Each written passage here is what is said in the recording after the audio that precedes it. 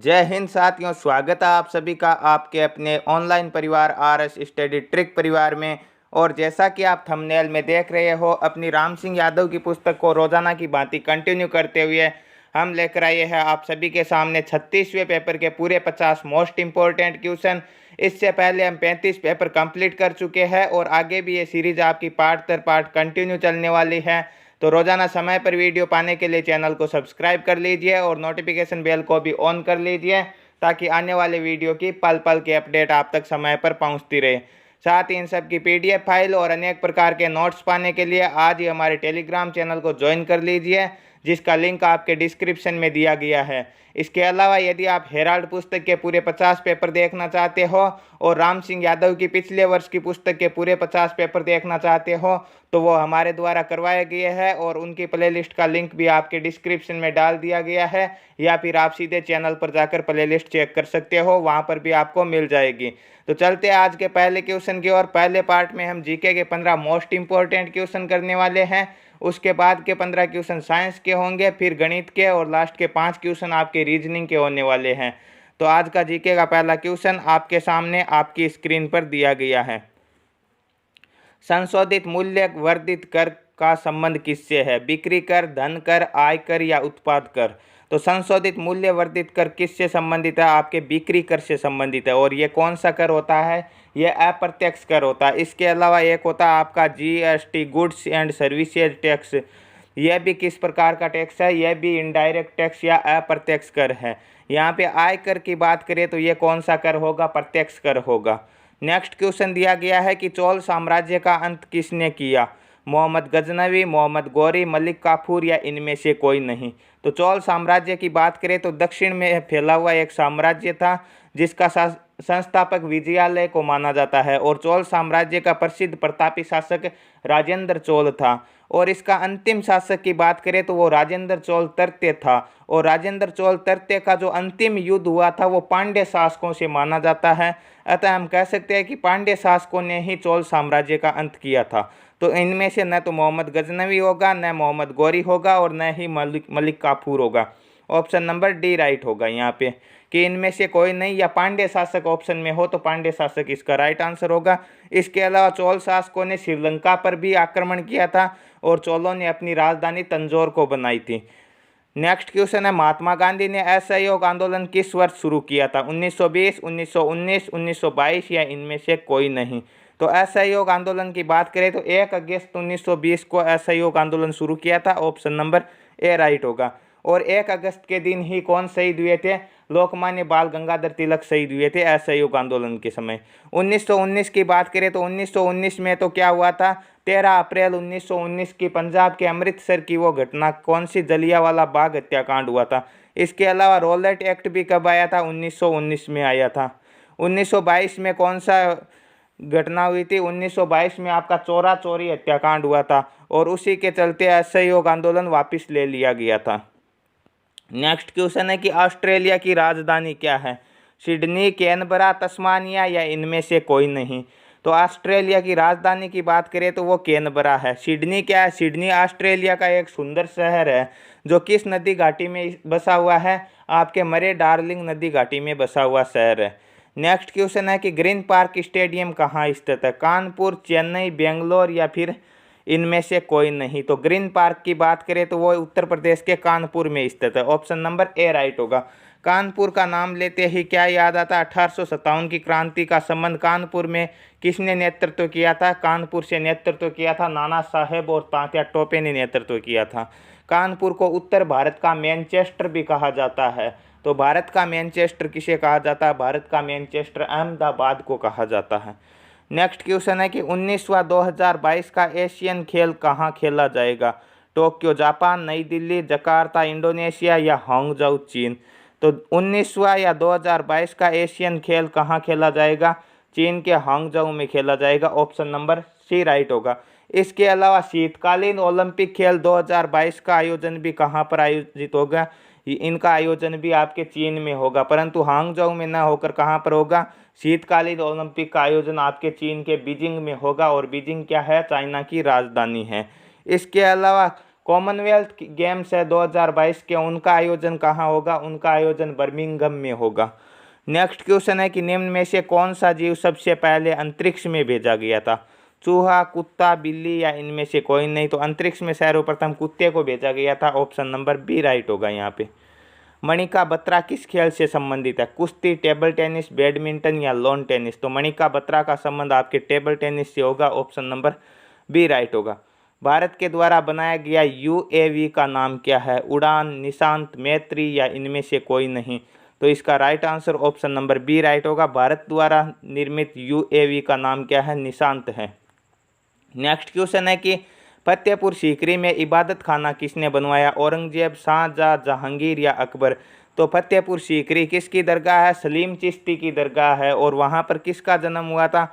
जहांगीर का जन्म हुआ था। तो ये इबादत खाना किसने बनवाया था? जहांगीर के पिता अर्थात हम कह सकते हैं अकबर ने बनाया था। ऑप्शन नंबर डी राइट होगा। और किस लिए बनाया था?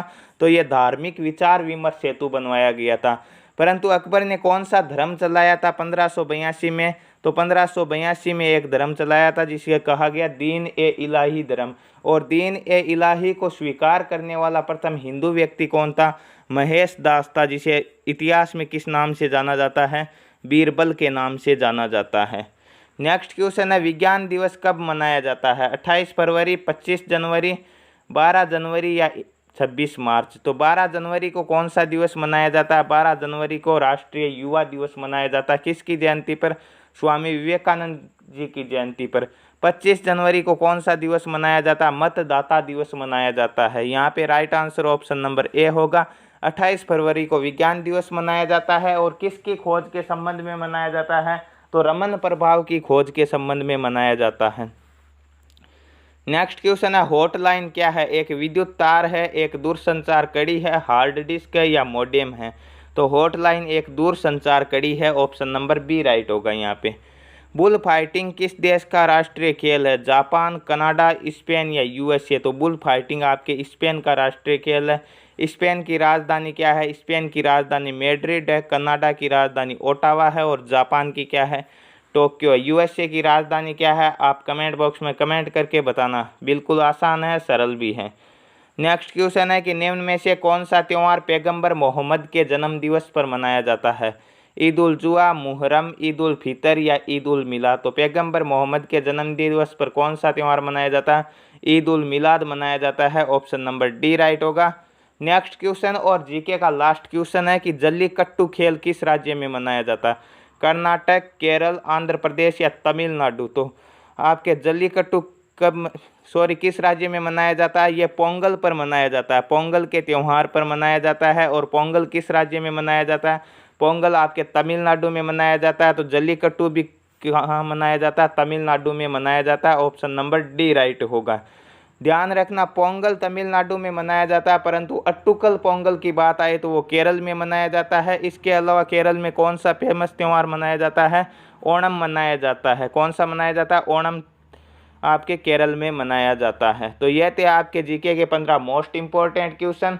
अब हम चर्चा करने वाले हैं साइंस के 15 अति महत्वपूर्ण प्रश्नों की। तो विज्ञान का पहला प्रश्न आपकी स्क्रीन पर आपके सामने है कि एसआई पद्धति में बिजली की इकाई क्या है? एम्पियर, कोलॉम, ओम या महो? तो एसआई पद्धति में बिजली की इकाई क्या होगी? एम्पियर होगी। ऑप्शन नंबर ए राइट होगा यहाँ पे।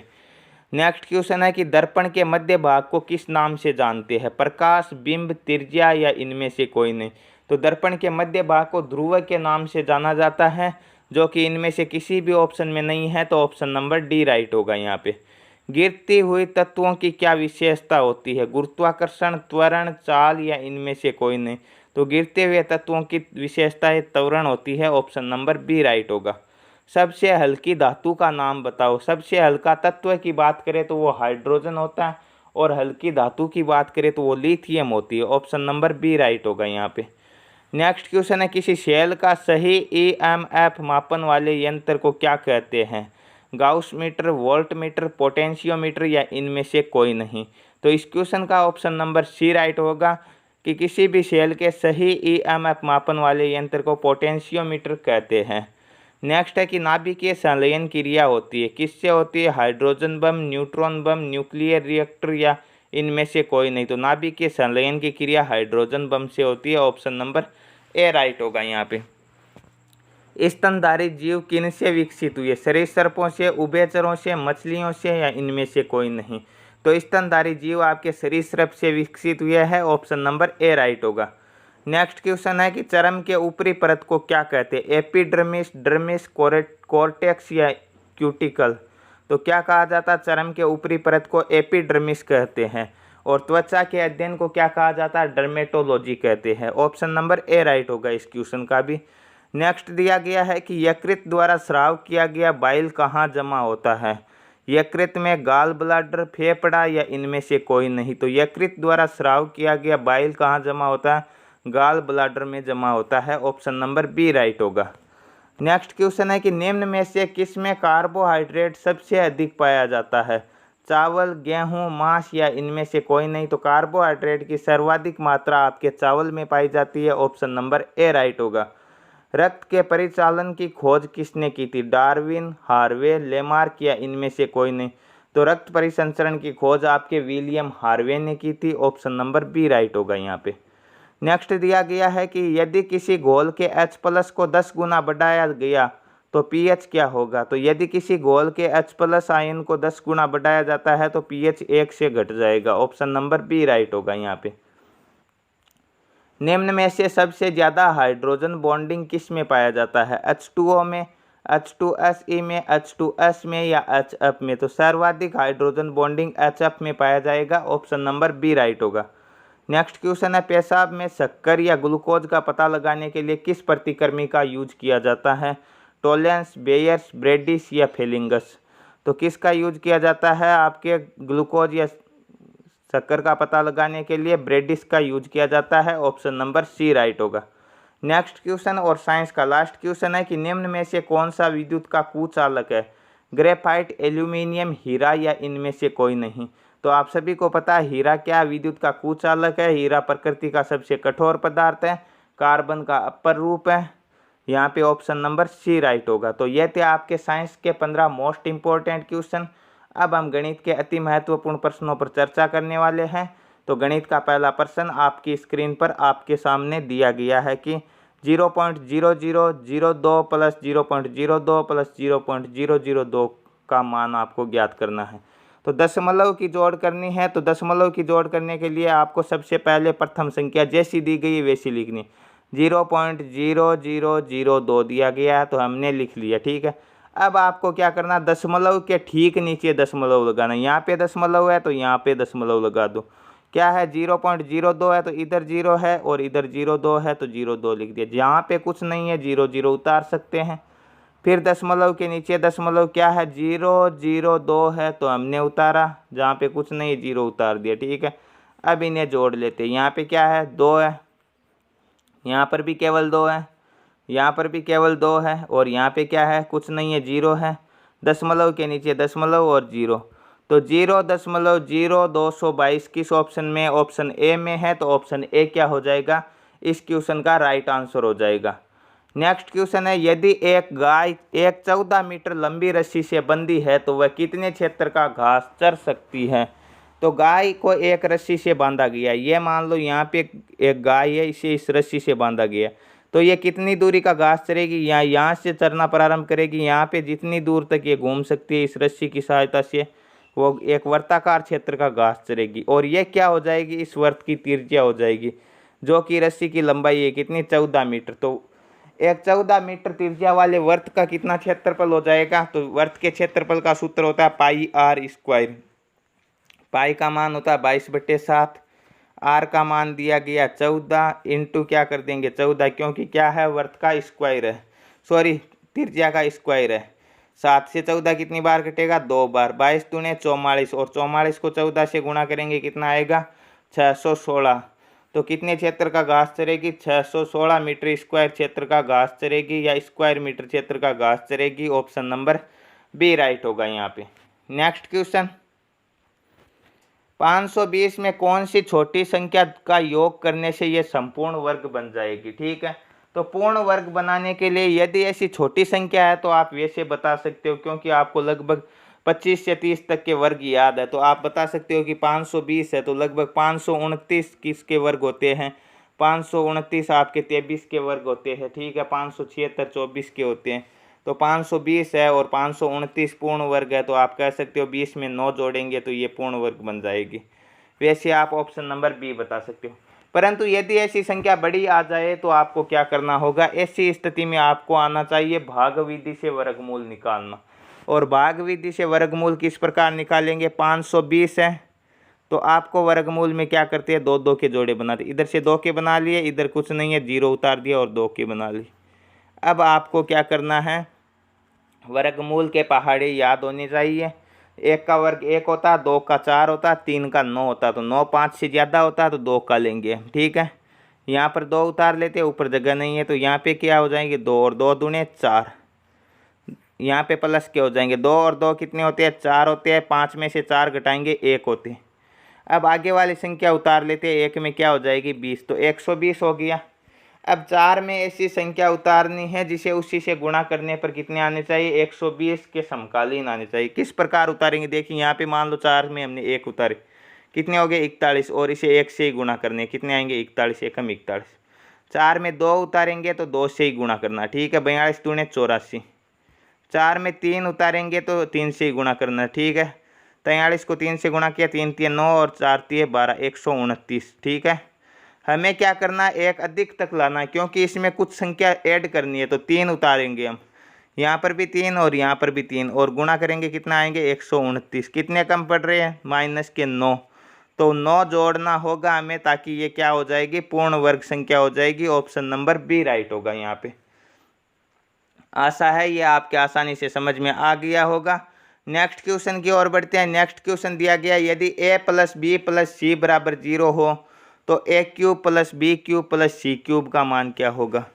तो a + b + c बराबर 0 दिया गया है यदि, तो a³ + b³ + c³ का मान क्या होगा, हमेशा 3abc होगा, ये ध्यान रखना। ऑप्शन नंबर सी राइट होगा, क्योंकि a³ + b³ + c³ बराबर क्या होगा, a + b + c माइनस के 3abc होगा, जिनका पक्षांतरण करने पर ये क्या हो जाएंगे, प्लस के 3abc हो जाएंगे, ठीक है। नेक्स्ट क्वेश्चन है, यदि 3x + 2y बराबर 11 है, 2x + 3y बराबर 4 है, तो x और y का मान आपको ज्ञात करना है। दो समीकरण दिया गया, पहला समीकरण क्या दिया गया, 3x + 2y, ये 3x + के 2y बराबर दिया गया 11, और दूसरा समीकरण दिया गया 2x + के 3y बराबर दिया गया है 4। अब आपको क्या करना है, इन दोनों में से एक मान को बराबर करना है। तो इस समीकरण को 3 से गुणा कर देंगे और इसे 2 से गुणा कर देंगे, ताकि एक मान बराबर हो जाएगा। ऊपर वाले को 2 से करेंगे, 3 दूने 6x + के 2 दूने 4y बराबर 11 दूने कितने हो जाएंगे 22, और नीचे वाले को 3 से कर देंगे, 3 दूने 6x + के 3 3 9y बराबर कितने हो जाएंगे 4 3 12। समीकरण 1 में से 2 घटाएंगे, माइनस का, ये भी माइनस का, ये भी माइनस का, माइनस प्लस कैंसिल, 4y + के और 9y माइनस के कितने बचेंगे, माइनस के 5y बराबर हो जाएंगे, 22 में से 12 घटाएंगे 10, तो माइनस के 5y बराबर 10 है, तो y बराबर क्या हो जाएगा, -5 भाग में चला जाएगा, तो y बराबर हो जाएगा 10 में 5 का भाग 2 बार, और माइनस के तो -2। अब हमारे पास y का मान निकल कर आ गया -2, ठीक है। अब इनमें से किसी एक समीकरण में y का मान रख देंगे, तो 3x है, और 2 को -2 से गुणा करेंगे तो कितना हो जाएगा, -4 बराबर 11, तो 3x बराबर क्या हो जाएगा, -4 पक्षांतरण कर देंगे तो +11 और 4 15, x बराबर कितने हो जाएंगे 5 3 15, तो 5 आ जाएगा x का मान, और y का मान -2, x बराबर 5 और y बराबर -2 ऑप्शन नंबर डी में है, तो ऑप्शन नंबर डी क्या हो जाएगा, इस क्वेश्चन का राइट आंसर हो जाएगा। नेक्स्ट क्वेश्चन, 1 + tan थीटा का होल स्क्वायर + 1 - cot थीटा का होल स्क्वायर क्या होगा। तो इस सर्व समीकरण को हमें क्या करना है, सरल करना है, ठीक है। तो ये a हो जाएगा, ये b हो जाएगा, इसमें ये a हो जाएगा, ये b हो जाएगा, तो a - b का होल स्क्वायर क्या होता है, a² + b² - 2ab, तो a² मतलब 1 का स्क्वायर, 1 + b² क्या हो जाएगा, tan² थीटा, और -2ab, 2 1 कम 2, और 2 को tan से गुणा करेंगे 2 tan थीटा, और ऐसे ही आगे वाले में हो जाएगा, क्या हो जाएगा, प्लस का निशान, 1 का square 1 plus coat square theta और माइनस के क्या हो जाएंगे 2 कोट थीटा। ठीक है, तो 1 प्लस टेन स्क्वायर थीटा क्या होती है, हमारे पास एक सर्व समीकरण होती है कि 1 प्लस टेन स्क्वायर थीटा बराबर होता है सेक स्क्वायर थीटा। ठीक है, प्लस क्या हो जाएगा, 1 प्लस कोट स्क्वायर थीटा का मान होता है कोसेक स्क्वायर थीटा और माइनस के क्या हो जाएंगे 2 टेन थीटा और माइनस के 2 कोट थीटा, दो क्या आ जाएंगे कॉमन आ जाएंगे और tan theta minus cot theta. ठीक है, टेन माइनस कोट।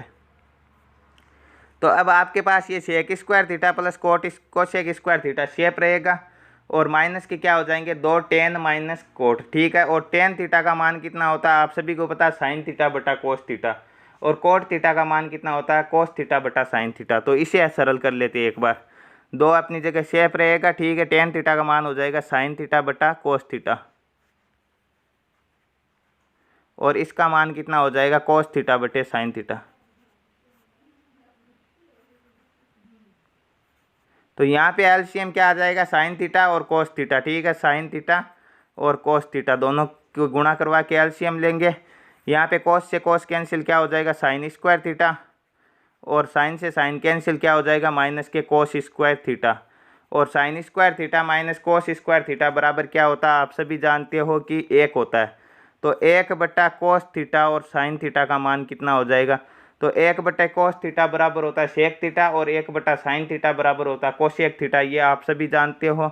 और एक हमारे पास क्या था सेक स्क्वायर थीटा,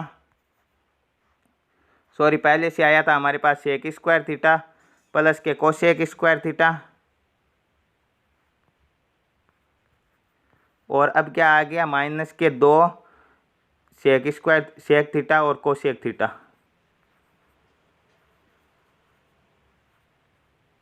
तो यही हो गया A square plus B square minus 2ab क्या हो जाएगा ए माइनस बी का होल स्क्वायर।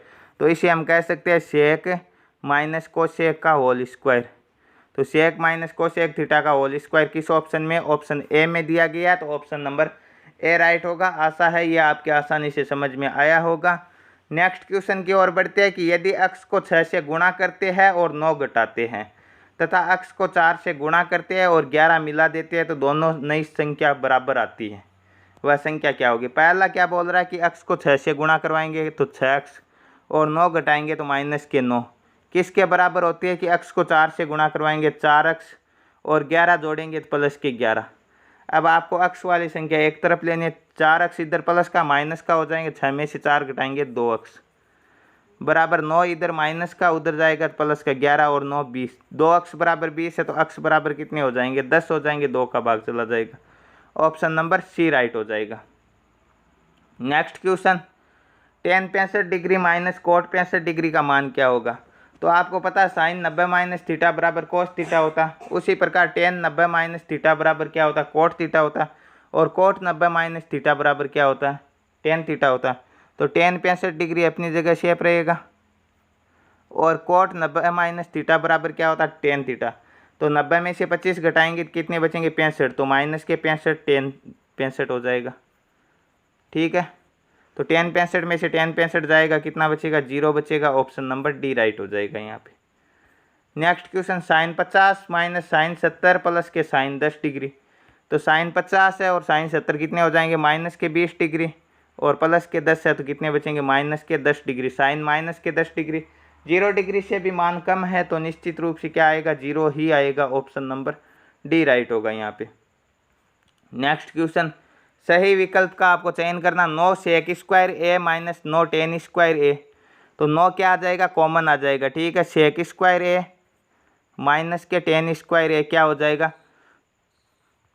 अभी अभी हमने एक क्वेश्चन में सर्व समीकरण पढ़ी थी, क्या पढ़ी थी कि 1 माइनस टेन स्क्वायर थीटा बराबर क्या होता है सेक स्क्वायर थीटा होता है। ठीक है, sorry 1 plus tan square theta बराबर, तो sec square theta minus tan square theta बराबर क्या होगा 1 होगा और 9 एक कम 9 ही होंगे। ऑप्शन नंबर बी राइट होगा यहाँ पे।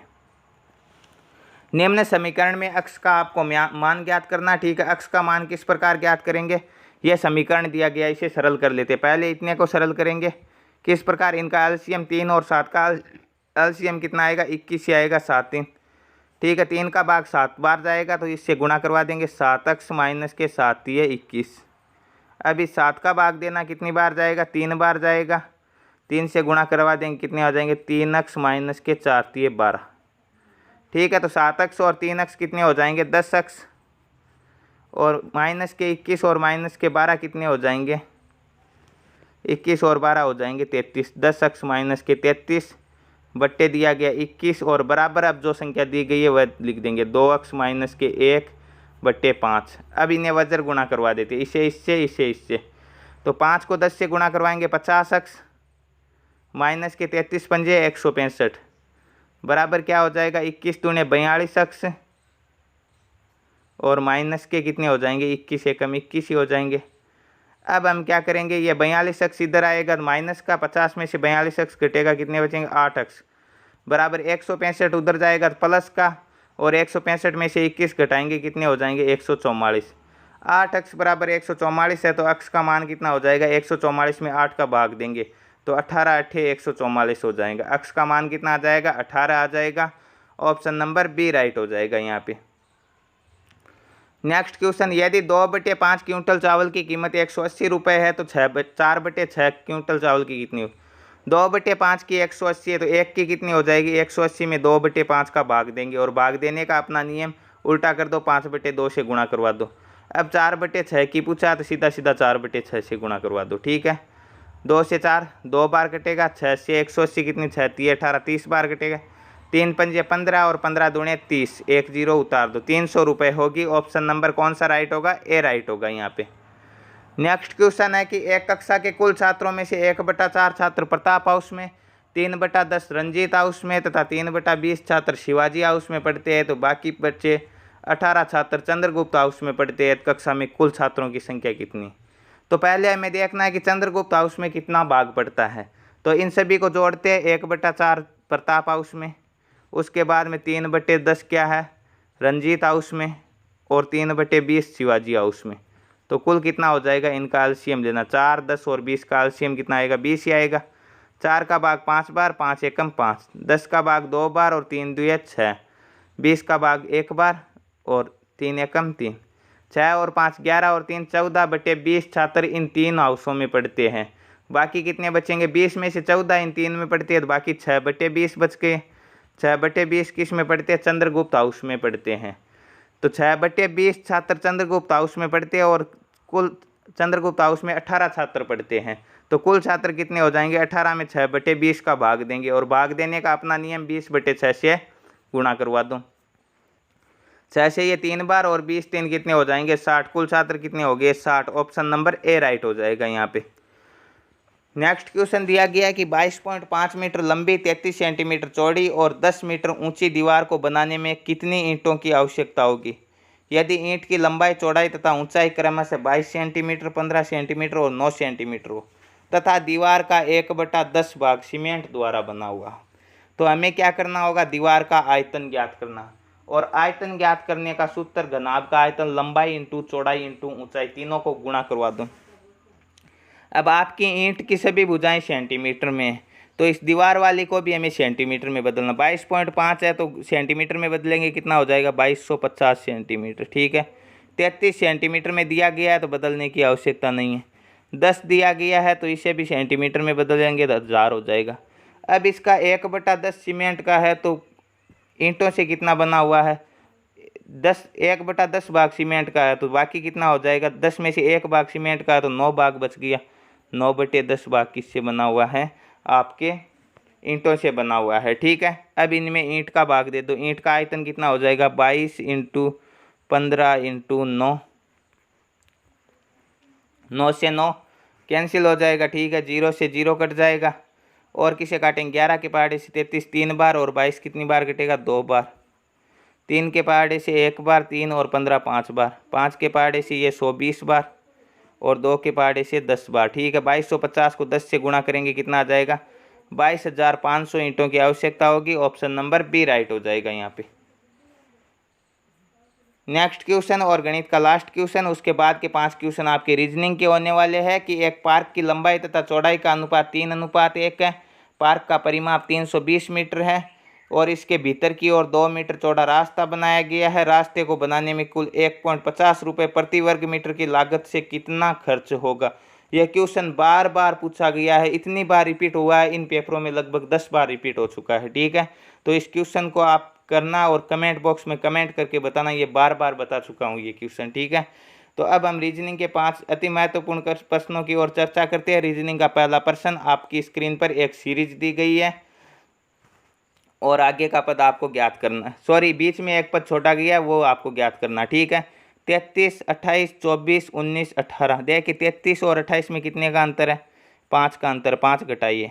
28 और 24 में 4 का अंतर, पहले 5 घटाए फिर 4 घटाए, अब हम 3 घटा के देखते हैं। 24 में से 3 घटाएंगे कितने बचेंगे, 21, फिर 2 घटाएंगे, 21 में से 2 घटाएंगे कितने बचेंगे, 19, 19 में से 1 घटाएंगे कितने बचेंगे, 18। बिल्कुल आगे भी 19 और 18 आ रहे हैं, तो यहाँ पे क्या आएगा, 21 ही आएगा। ऑप्शन नंबर ए राइट होगा यहाँ पे। नेक्स्ट क्वेश्चन, एक संबंध से संबंधित दिया गया कि धागा का संबंध कपड़े से है तो तार का किससे होगा। धागा से क्या बनाया जाता है, कपड़ा बनाया जाता है, तो तार से जाली बनाई जाती है। ऑप्शन नंबर बी राइट होगा यहाँ पे। नेक्स्ट क्वेश्चन, यदि अंग्रेजी वर्णमाला को विपरीत क्रम में लिख दिया जाए तो कौन सा अक्षर बाएं से 17वें अक्षर के से बाएं 15वां अक्षर होगा। ठीक है, तो बाएं से 17वां अक्षर, ठीक है, इधर से शुरू किया और इधर से 17वां और इससे बाएं 15वां। ठीक है, तो वापिस 15 इधर आ जाओ, तो यहाँ से कौन सा हो गया, दूसरा अक्षर हो गया। प्रारंभ से दूसरा नहीं होगा क्योंकि अंग्रेजी वर्णमाला को क्या लिखा गया, उल्टा लिखा गया, तो यह अंतिम से दूसरा होगा और अंतिम से दूसरा कौन होता है, वाई होता है। ऑप्शन नंबर बी राइट होगा यहाँ पे। नेक्स्ट क्वेश्चन एक ब्लड रिलेशन का क्वेश्चन है कि अक्स तथा वाई दो भाई है। ठीक है, तो अक्स और वाई क्या है, भाई है। हमने लिख दिया, अक्स लिख दिया और वाई लिख दिया, ये क्या है, भाई है। ये भी लड़का, ये भी लड़का।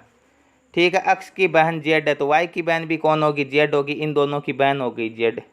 आगे लिखा है कि क्यू का भाई पी है और वाई की बेटी क्यू है। ये वाई है, इसकी बेटी हो गई क्यू, ये इसकी बेटी हो गई और इसका भाई पी है, तो पी क्या हो जाएगा, वाई का बेटा हो जाएगा। अक्स का भतीजा हो जाएगा, जेड का भी भतीजा हो जाएगा क्योंकि अक्स क्या हो जाएगा, वाई का भाई है तो इसका अंकल हो जाएगा और जेड क्या हो जाएगी, इनकी बुआ हो जाएगी। ठीक है, पूछा क्या है, तो पी का चाचा कौन है, पी का चाचा अक्स है। बुआ पूछता तो वाई सॉरी जेड हो जाती। ऑप्शन नंबर बी राइट होगा। नेक्स्ट क्वेश्चन दिशा दूरी का क्वेश्चन है कि यदि दक्षिण पूर्व बन जाता है, आपको पता है दिशाओं का ज्ञान कि ये उत्तर है, ये दक्षिण है, ये पूरब है और ये पश्चिम है। ठीक है, अब क्या बोल रहा है कि दक्षिण पूर्व है, ये वाला भाग है जो क्या बन जाता है, पूर्व बन जाता है, मतलब 45 डिग्री पीछे हो जाता है। ठीक है, उत्तर पश्चिम पश्चिम बन जाता है, ये भाग है तो ये पश्चिम बन जाता है, ये भी 45 डिग्री पीछे हो रहा है। तो पूछा क्या आगे, उत्तर क्या बनेगा, ये उत्तर है तो ये 45 डिग्री पीछे क्या हो जाएगा, उत्तर पश्चिम हो जाएगा। ऑप्शन नंबर ए राइट होगा यहाँ पे। तो ये थे आज के पूरे 50 मोस्ट इंपॉर्टेंट क्वेश्चन। ये आपकी आंसर शीट है, मिलान कर सकते हो यहाँ से, और आगे भी ये सीरीज आपकी पार्ट दर पार्ट कंटिन्यू चलने वाली है। तो रोज़ाना समय पर वीडियो पाने के लिए चैनल को सब्सक्राइब ज़रूर कर लीजिए, नोटिफिकेशन बेल को भी ऑन कर लीजिए और वीडियो को लाइक कर दीजिए और कमेंट बॉक्स में कमेंट करके बताना ये आपको कैसी लग रही है। मिलते हैं नेक्स्ट पार्ट में, तब तक के लिए जय हिंद जय भारत।